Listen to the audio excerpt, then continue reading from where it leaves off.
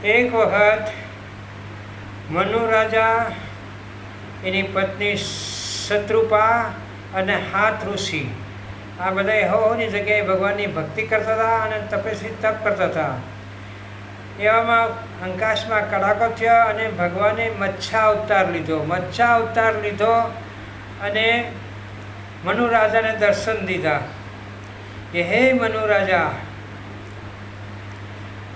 આખી સૃષ્ટિની અંદર તમે બે જણાને મેં પાસ કર્યા છે. તમે લોક કલ્યાણ માટે જે ભક્તિની તપસ્યા કરો છો એટલા માટે તમને બેને પાસ કર્યા છે.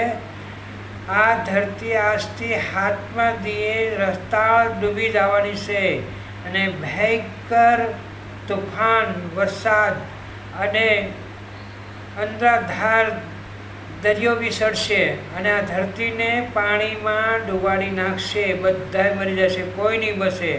એટલે તમને દર્શન દઈને કહું છું કે આજે હું હોડી બનાવી દઉં છું, મોટું જહાજ.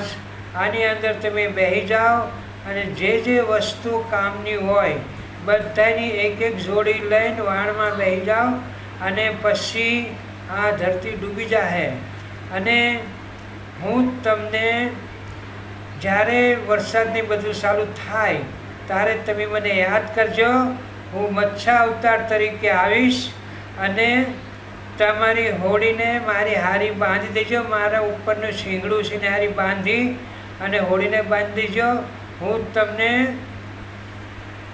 સુમેરુ પર્વત ઉપર લઈને મૂકી દઈશ, આમાંથી કોઈ નહીં બસે. એમ કહીને ભગવાન અદૃશ્ય થઈ ગયા અને મનુ રાજા અને એમની પત્ની શત્રુપા આ બે જણા બધું ભેગું કરવા બન્યા. ત્યારે મનુ રાજાએ કીધું, હાથ ઋષિને હું લઈ લો હારી. એમ કહીને હાથે ઋષિને બોલાવા જાય છે કે ભયંકર તોફાન થવાનું છે. ત્યાં તો ગરજદાન, વાદળાન બધું ચાલુ થઈ ગયું અને એવી ભયંકર હવાને એવું તોફાન આવ્યું કે આંખે દેખાય મોટા મોટા ઝાડ ને પહાડ ને બધું હલાવી નાખે એવું.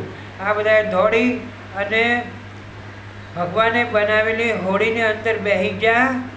એ મોટી હોડી હતી, એમાં બધા બેઠા, હાથ ઋષિ અને બે જણા આ અને હરેક ઝાડના હરેક વનસ્પતિની ડબલ જોડી લઈને અને બેઠા. આમાં ઝેર હોંથી લીધું એટલે નાગદાદા હોંથી આવી ગયા.